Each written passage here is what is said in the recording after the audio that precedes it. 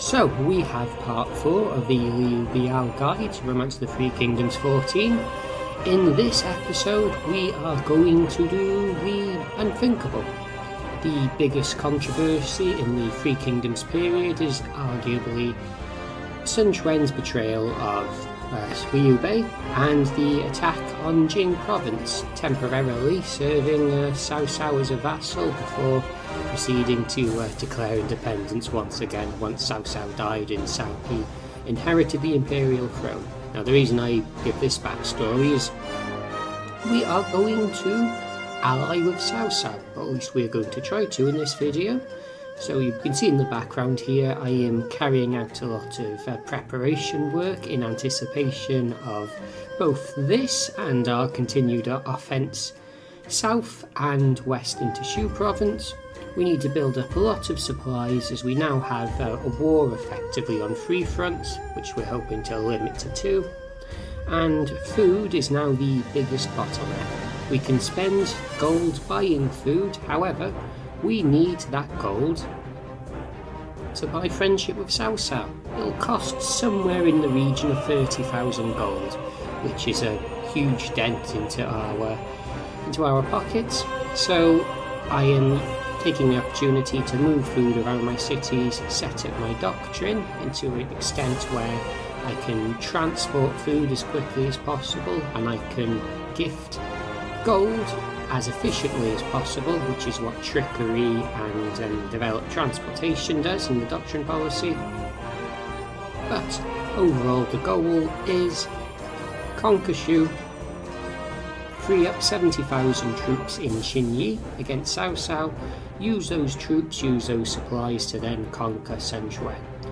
We also have Zhuge Liang in the south, which we will see a little bit later on, who is slowly snaking his way into the riverlands. It's very mountainous, it's very long, so the progress is slow, and we have difficulty getting reinforcements to Zhuge Liang, as the only way of getting to Jiangzhou, where he is stationed, is across the mountain path. So we're having to take very careful engagements at the same time. It's all very much possible.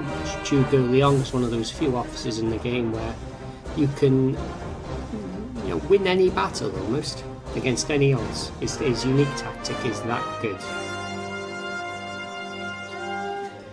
I'm just, as you can see here, rejigging the titles. Zhu Shu was captured last turn, and while we freed him, any captured officer immediately loses their title, so we're promoting him back up. And I think we are still just continuing to move supplies south. So you can see 40,000 stockpiled in the city, 50,000. I'm going to free those up and get them over to Liang, which can then move them on to Jiangzhou. Of course, we don't want to send too many troops south, otherwise that simply requires more food and it almost becomes counterproductive. So we only just captured this city, Jiangzhou, last episode, and fortunately there's a merchant offering a decent exchange rate, so we are spending all of the gold we inherited it when we took the city on supplies to continue our conquest south. Yong'an otherwise is very healthy thanks to the surround and conquer manoeuvre we carried out. We have the city immediately fully developed, so we can effectively march onward.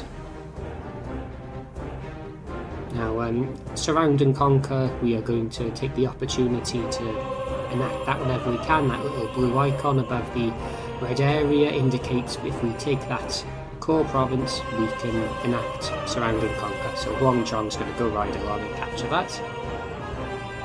But I'm looking at Yong'an and I'm thinking, okay, I have 80,000 troops, so 80,000 supplies, 70,000 troops. There's no sense in waiting any longer.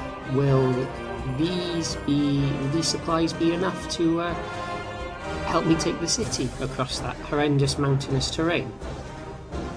And with 70,000 troops sat in the city, we're only going to lose food rather than stockpile it, so it makes sense to simply deploy as quickly as possible, using my weakest army, but still with fairly decent officers, especially with the addition of Zhu Sheng. and Wu Yi last turn. Yeah, I'll eventually do a guide on Liu Chang. I've mentioned it on comments of different YouTubers who create Romance of the Three Kingdoms 14 videos, Archive Gaming, Generalist Gaming, and I've probably mentioned on multiple occasions, but Wu Yi is fantastic. Confidant, arrow formation, mountain warlord, he has it all. So especially when you're fighting in the southwest, well, it's not only just the southwest, as we can see the south, even around Jianye in the east, even around Huang, you can always benefit from having a mountain warlord.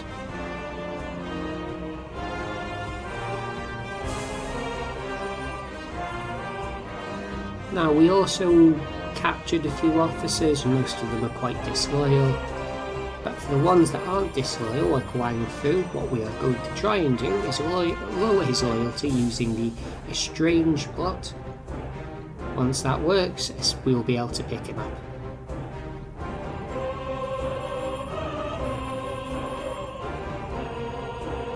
Now, still buying supplies. A lot of this part of the campaign is getting that steady supply of supplies and gold into your frontline city, so your war machine can basically continue on. And much like in Romance of the Three Kingdoms 14, once you hit around I think after the conquest of Hanchong, so it's at 217, 218, we start to see a stalemate form where there's very little movement in the borders between Shu, Wei and Wu, because we're no longer witnessing, battles determine the future of kingdoms, the future of warlords. It's all down to logistics, domestics, politics, and who can outlast who, effectively, and which is why some would say the inevitable outcome would be the successor to Wei, the Jin state, won the battle for the Three Kingdoms, won the eventual war.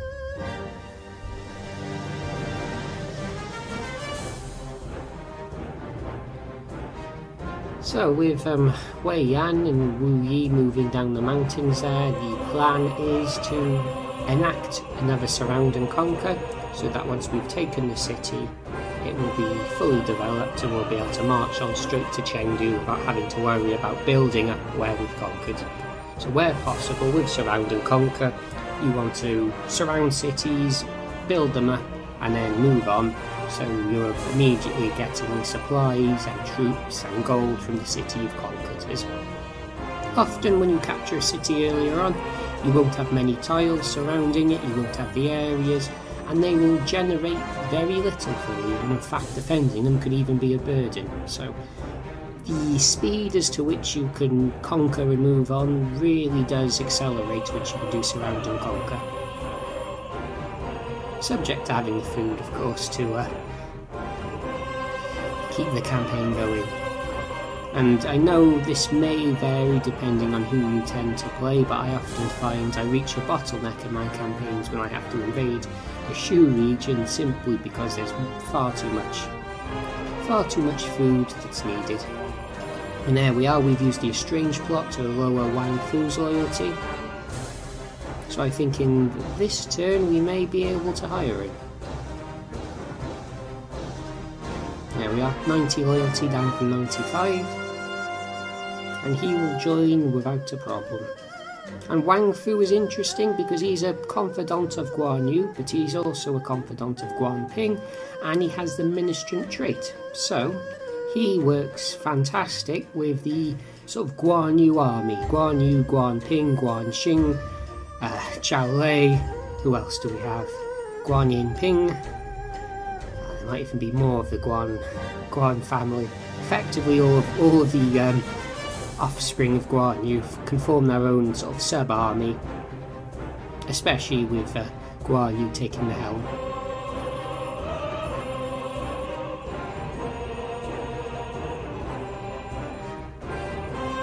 There we are.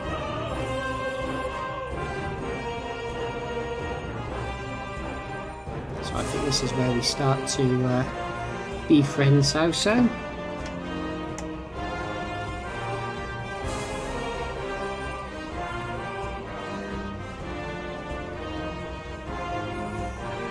And we are going, as you can see, we're going to move on to Fuji there, that area, enact a miniature surround of conquer, which will get us 2 full provinces before moving on.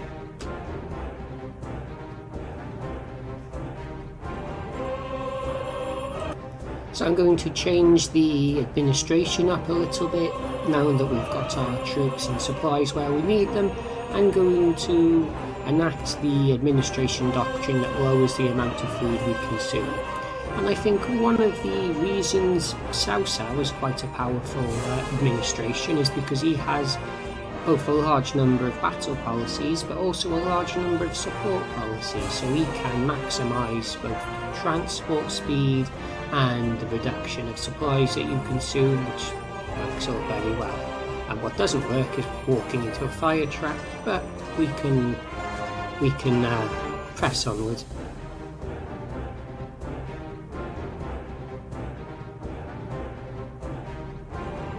So I think we're still buying friendship with Cao Cao. We're going to make a generous donation of 20,000.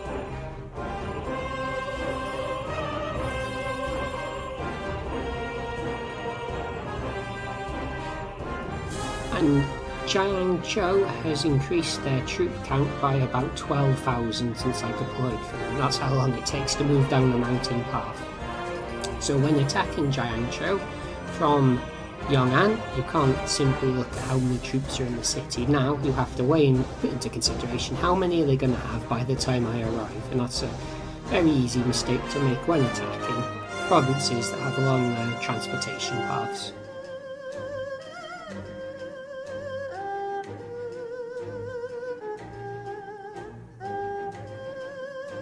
So I'm weighing up where do I want to position the officers, because I think with 30,000 troops in the city they do technically outnumber me and they are likely to deploy and attack me. So I want to be in just the right formation in order to hopefully win a pitched battle against Liu Jiang. Quite possibly Zhang Ren will be deploying, but also not to distract from that, now is the time to deploy with Zhuge Liang. Just 25,000 troops will do, and we should be able to defeat anything Sun Quan can throw at us.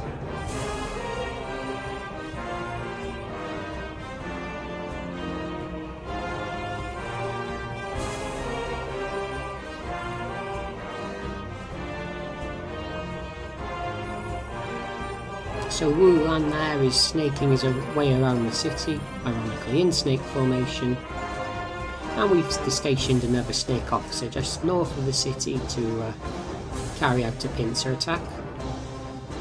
And here is the battle, with multiple tactics available for manual activation.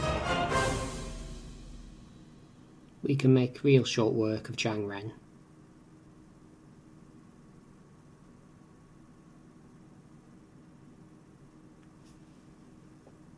Yeah, so not bad, not bad.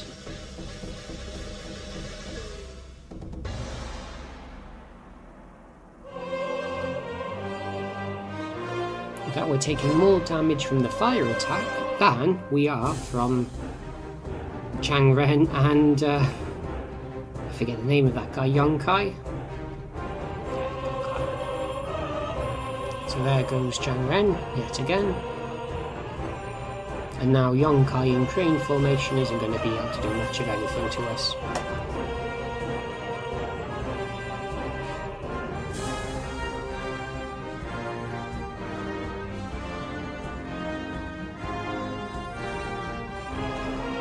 So we are nearly there, or halfway there I should probably say.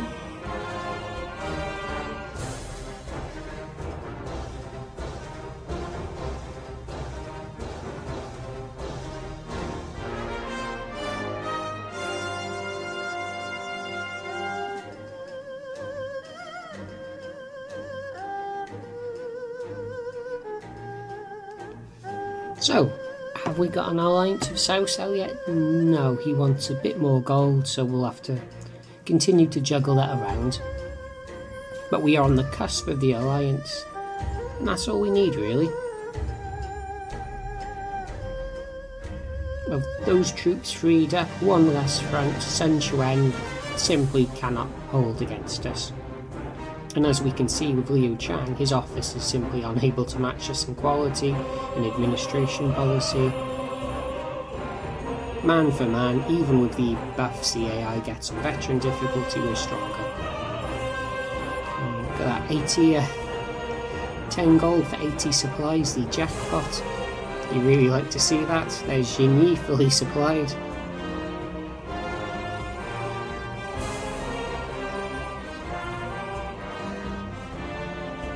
There's Zhang Ren.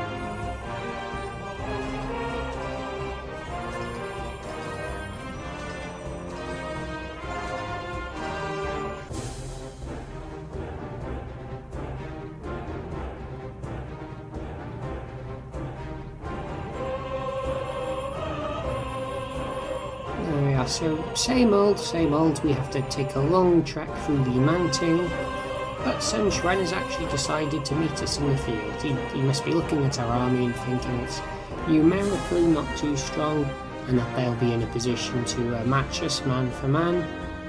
Needless to say, that's not quite how this is going to work for them.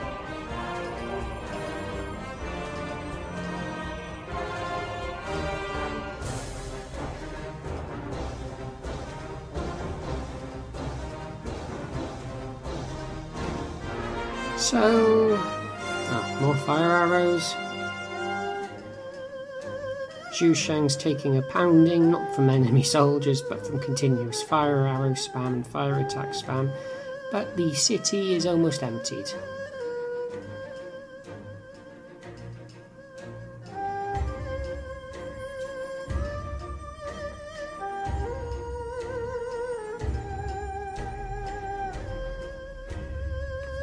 We are getting there.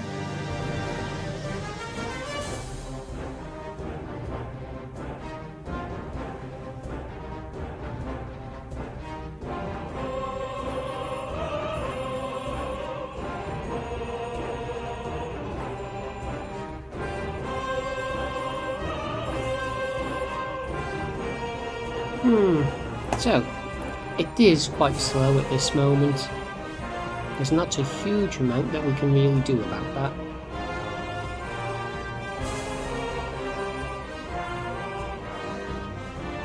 I'm just displaying how well Zhuge Liang does in the field. Oh, and significantly, however, Cao Cao has now decided after 30,000 gold, plus however much we're gifting him now, that'd be 40,000. He'll befriend us.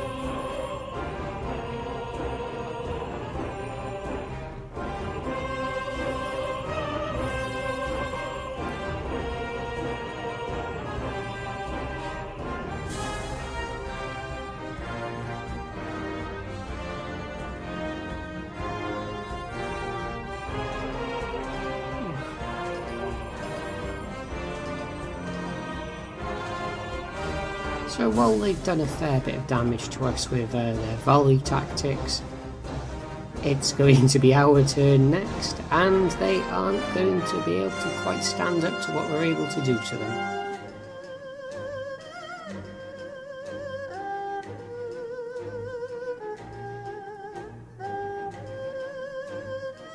So there goes Zhuge Liang, in combination with his wife and Zhu Shu.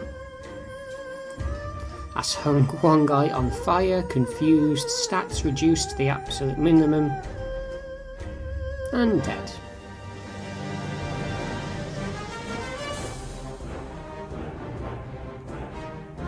So here we go, Jiangzhou surrounded, or soon to be after this turn, and with that done we can move on to the city.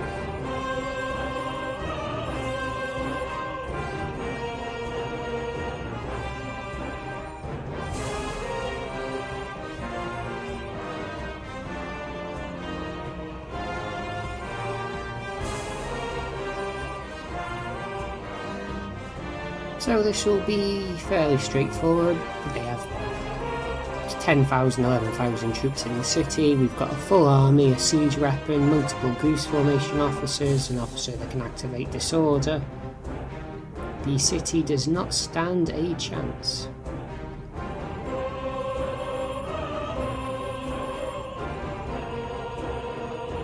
And we have the alliance.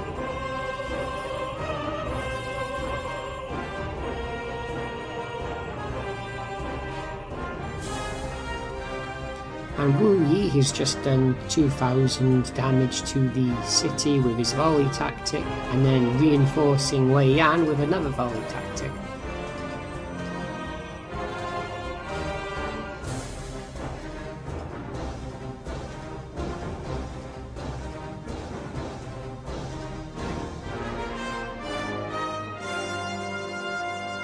So we're just now relocating these officers that we no longer need in Jianye to prepare them for the assault on Zhuge, led of course by Guan Yu.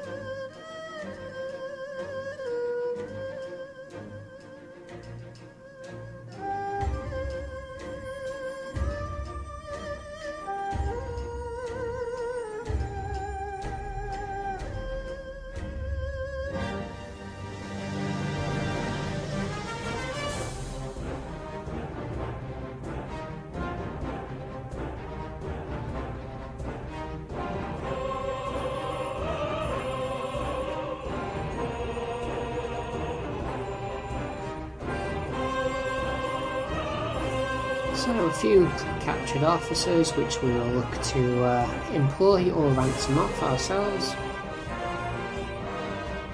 So the city didn't take, well, it wasn't a burden in terms of casualties, but it did take some time. So with Jiangzhou gone, we're going to move some reinforcements along next turn, get MVP Yang Yi, the transport master himself, to send our food over to Jiangzhou from Yong'an, and we'll have the troops to march straight on Chengdu, which is probably quite underpopulated at this stage. Now, I think this is going to be our Jianye army, am I right?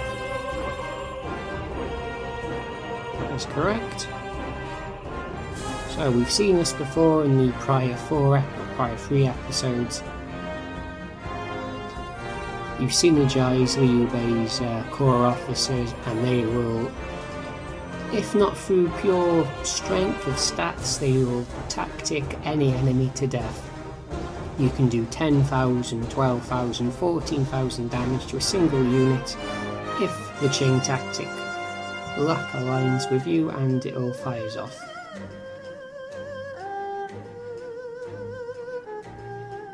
Just setting our path quite carefully.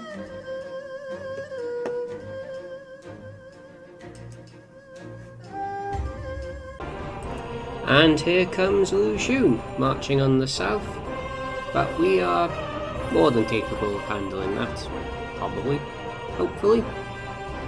And we are continuously going to be running out of food, I suspect. No, we are good on food. We're just sending troops over. False alarm. Then we'll see how that plays out in the future.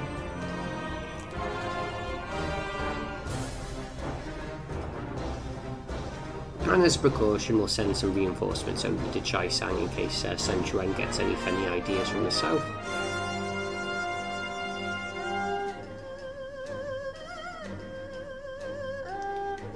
To buy that food and take the long trek over to Chaisang. 7 turns. Brutal. Outside of Jiangzhou we have Xu Sheng and Lu Meng, showing what you can do on the defensive with superior officers.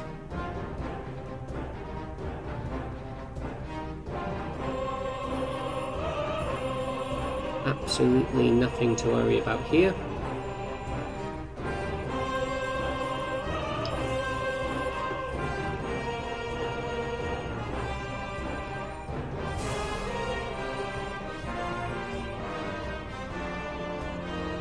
And we are continuing to buy. That's 200,000 supplies that will cover probably the entire conquest of Liang.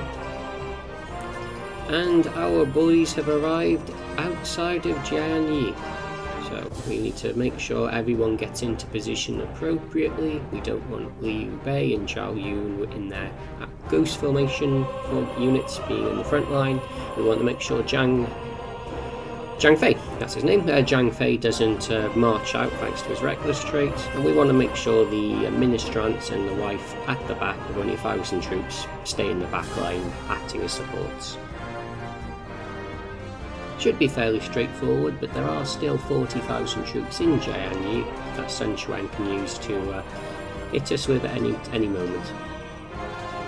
And we are fighting on fairly disadvantageous terrain, where Sun Quan will be getting quite a lot of boosts. And what you see here, I decided to make Zhu Sheng, Lu Mang and I think it was Wei Yan confidants, just to give that army a little bit of added oomph, as they will be carrying out the heavy lifting for us at Chengdu.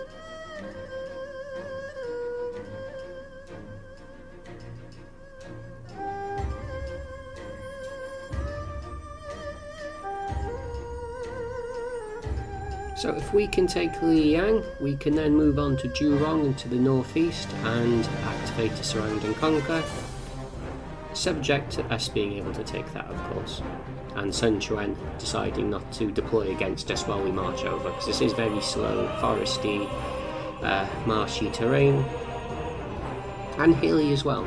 Jianye is quite awkward to attack in that capacity.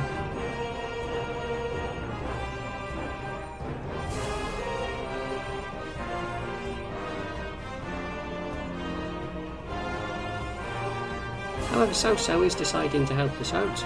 He's taken Zhurong, which does deny us the surround and conquer. Liu Chang wants to ransom his officers back. I'm going to ask for some areas, and if he doesn't want to give me the area, then I'll keep the officers and hire them myself. And he says no.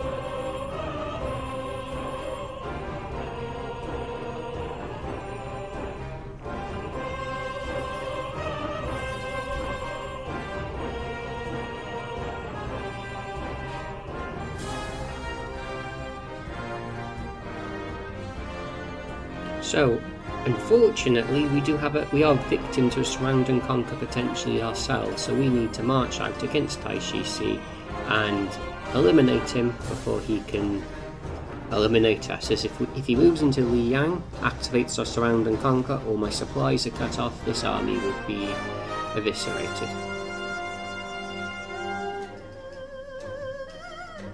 So we're going to try and intercept him and blow him up before that occurs.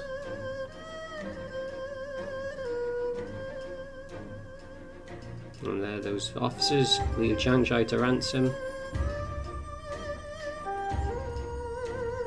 And we just about get there in time. Cao Cao, now my ally, wants to buy one of my areas for a petty amount of gold, which I of course say no. And then I have a Giga chain tactic, which does 14,800 damage, which is more than Tai Shi even has in troops. So there we are, problem eliminated. There are still not a worrying amount of troops in Jianye, but enough that he could deploy against us, and there's still Chengdu, Sun Quan, on the outskirts another 14,000, so the city hasn't fallen yet.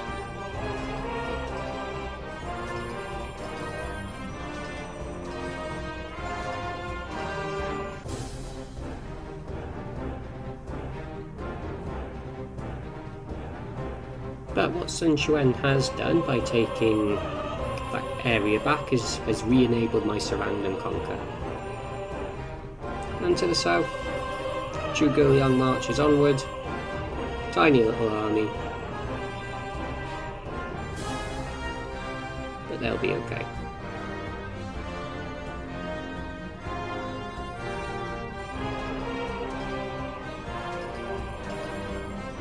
Guanxing has come of age, the sworn brother of Zhang Bao, so the next generation of the Shu officers. They won't get a huge amount of use in this guide, but they're fun to use in later scenarios.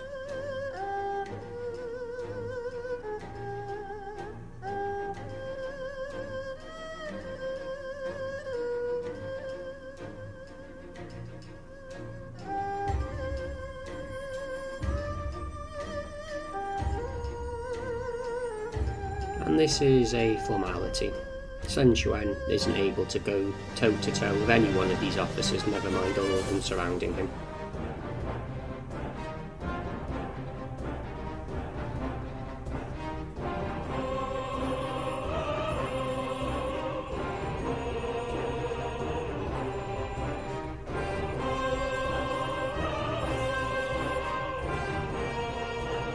So there we are, approaching Nanhai. Same tactic as before. Cause disorder in the city, march Huang up, have him burst the city down, and Chengdu versus Guanyu here is a slight distraction. Not going to work out in Chengdu's favour, though he does manage just about to hold off because of the RNG nature of duels.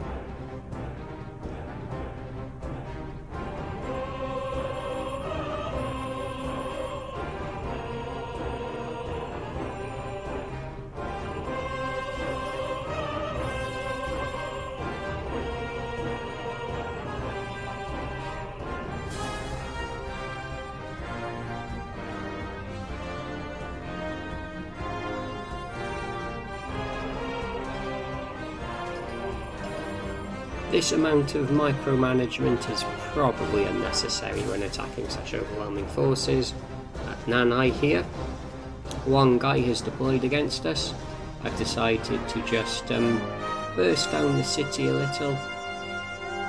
You can see the unit going a bit crazy there, unable to get around Huang. And Huang Zhong has just done 5,000 damage to Nanhai with a single tactic, so there goes the city.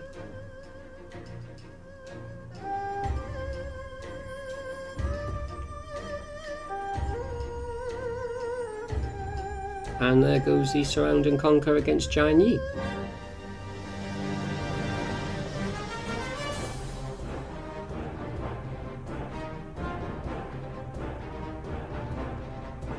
Along with a new promotion from the Emperor, thanks to having conquered a third entire province. What's that fourth? Southern Jing, Northern Jing, Jiaoqi, yep, that third province.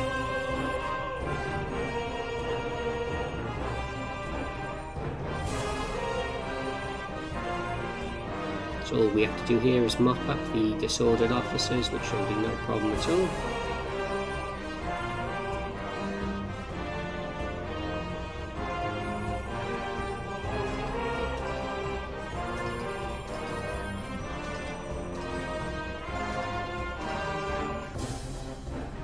Of Jiao province, not Jiaoqi. Should be Jiaozhou, I believe. Jiao province. Either way, it's mine. I've been promoted. I'm almost at max level doctrine. No, I am at max level doctrine, level 9, I think. Is level 9 the max, or is it level 10? No, it is level 10, what am I talking about? Either way, I've got all the doctrine experience I could need.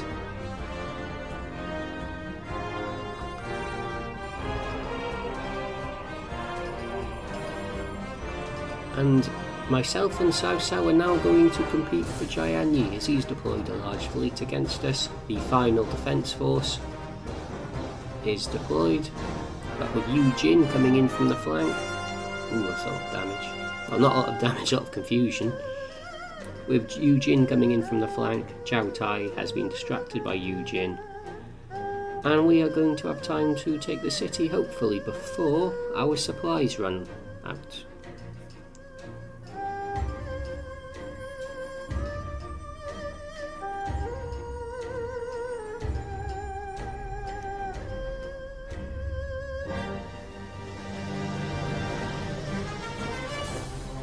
There we are, 50,000 are already on the way from Zhao Kang, so we should we should be able to withstand.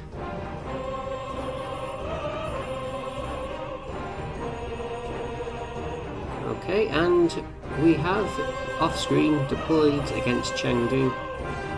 Usual army Wei and Zhu Sheng Wuman. We've added Wu Yi to this army. We've got Fa Cheng is a free source of disorder. And there aren't that many troops left in Chengdu anyway.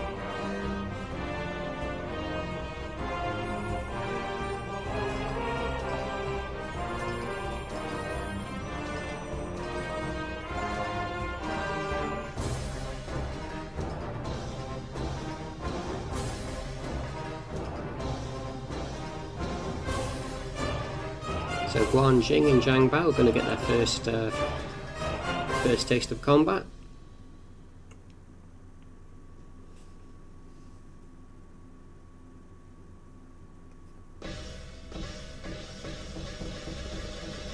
And these troops are melting.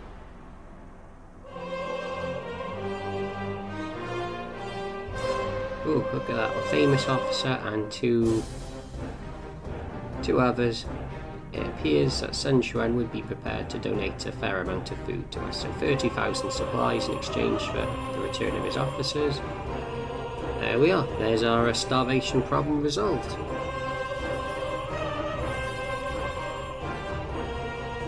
And Wei Yan's beating up a domestic officer, nothing to see there.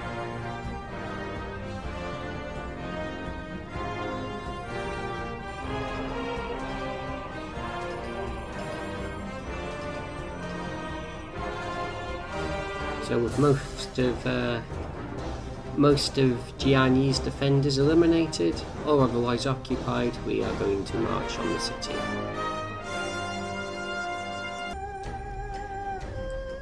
There we go. Cao Cao's actually helping me out by protecting my rear.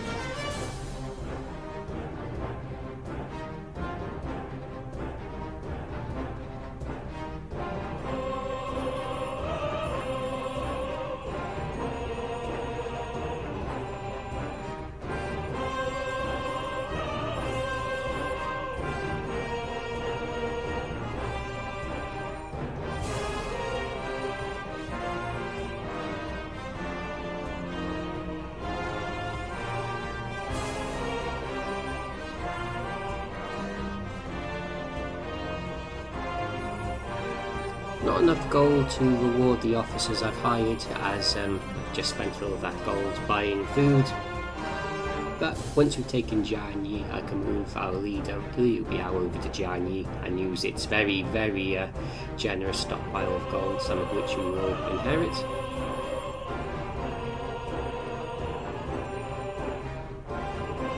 To buy the loyalty of our officers.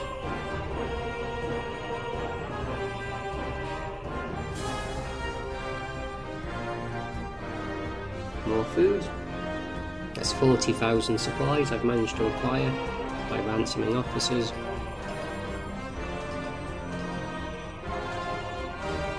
And Jianye will fall next turn.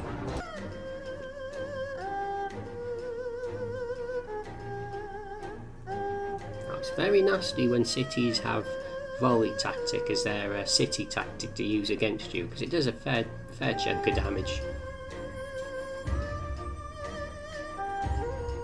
But this now is the... this is the dam having burst. Once you're in Jianye and you need to take out the rest of Sun Quan cities, he usually falls over. The river being his biggest defence. Once you're across that river, you're in Jianye, Sun Quan can't put up a fight.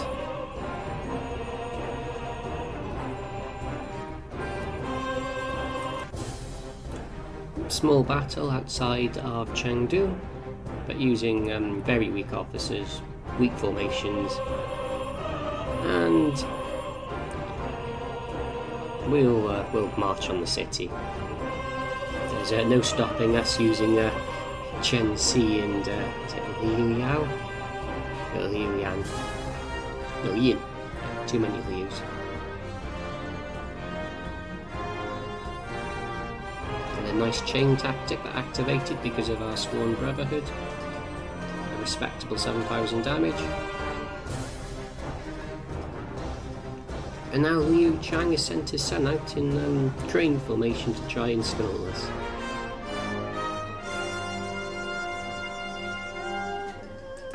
And here comes Lu Xun on Nanhai.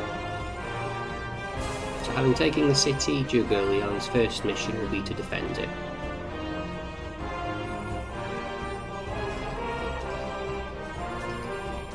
First sighting of Menhua.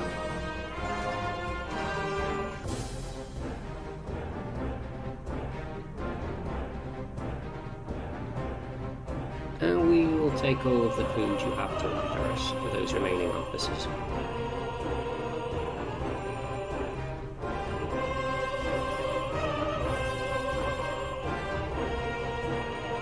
So Sun Quan's running low on supplies, troops apart from Jianye, which is Lu Xun's base. He has no means of stopping us.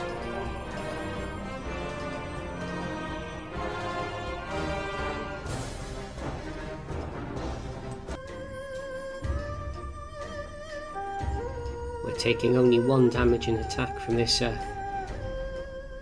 less than fearsome officer, and we will march on the city. Cao Cao's asked us to attack Wu. I almost go to click refuse instinctively, but I've decided actually, you know what, we can definitely take Wu.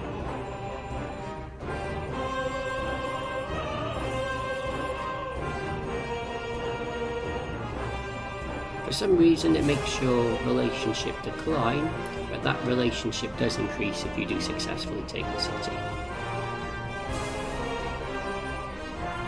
And while we are going to take heavy casualties attacking Chengdu without a siege weapon, we'll be able to handle it just fine. And I completely forgot about Guanjing and Zhangbao there, so they've just been standing fighting of their own accord. And despite that, they still won.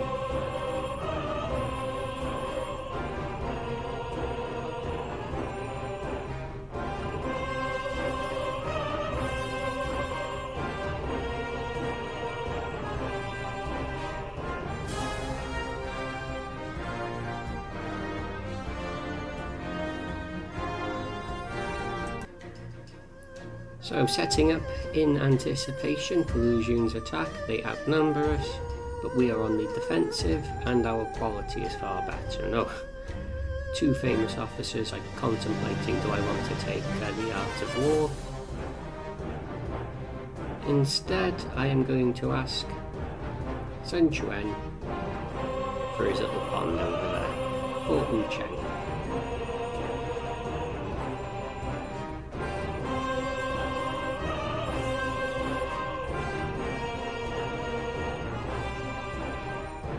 And he obliges. So now attacking Wu, we'll be able to just march on the city.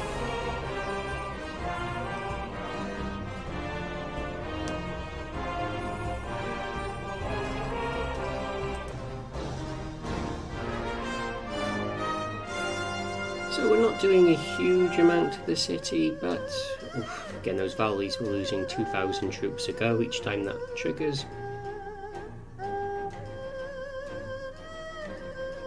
We are making slow progress, and Wu Yi does have volley, so that will do 1,000 damage approximately each time it activates.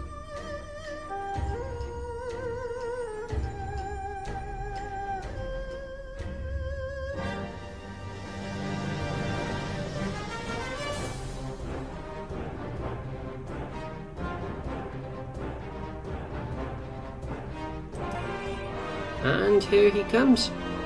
First contact, Ding Feng leading the charge, 12,000 troops, Jian Qin just in reserve, in fact he cuts ahead, and he takes the brunt of our tactics, and subsequently evaporates. Speaking of which, Chengdu is rapidly evaporating.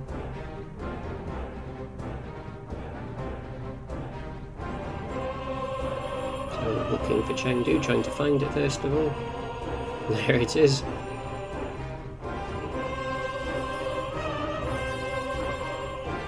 And it really doesn't have that long left. And again, when Chengdu falls, we've cut Liu Zhang's forces in half. His southern half and his northern half won't be able to reinforce each other.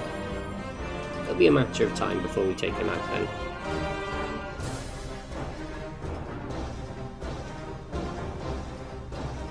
So Zhuge Liang does his thing, confuses Liu Zhang and Ding Feng, Lu Dai, all the Wu officers.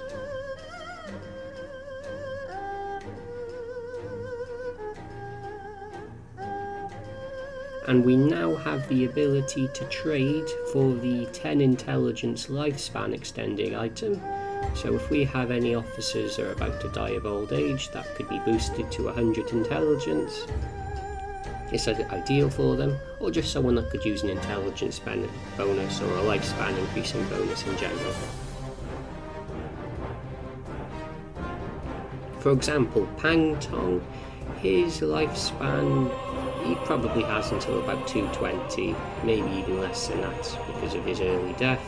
So he's a candidate for it. If Zhou Yu is still alive, he'd be a candidate for it. Who else have we got potentially? Guo Jia, if you manage to get him all the way into Chengdu somehow, he'd be a fantastic candidate for it.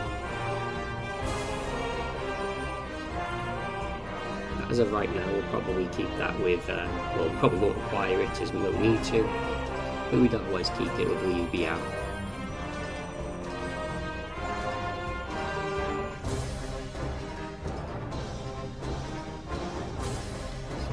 Now I'm going to keep Jianye as he's a friend of Lu Mang and we can hire him.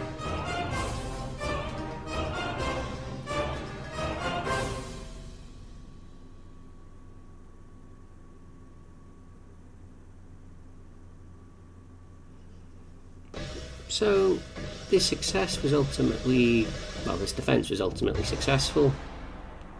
With Lu Xun eliminated, his strategy mastered, trait isn't activating lowering our stats. We'll be able to clean up the rest of the units without too much trouble. And having bought supplies at Jianye with the large stockpile of gold left to us, we are now on the march for Wu.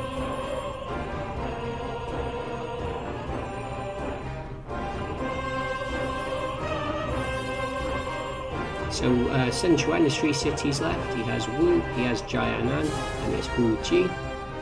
Those 3 will probably fall within the next video now. And with that, cementing our position as the most dominant force in China. So just jiggling those troops around, preparing for our assault in the next video.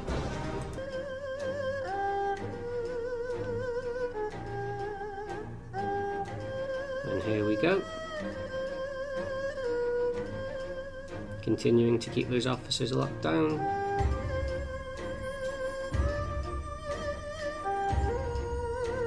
And only Lu Dai remains. He wants officers released. We ask for food. He says no, so we'll hire them ourselves. Standard procedure. So we're seeing a tribal force of the... oh, I forget the name of the southeastern barbarians, the Shanyue, perhaps. They're attacking Jianye, but with our reinforcements on the way with Liang, we'll be able to hold them off.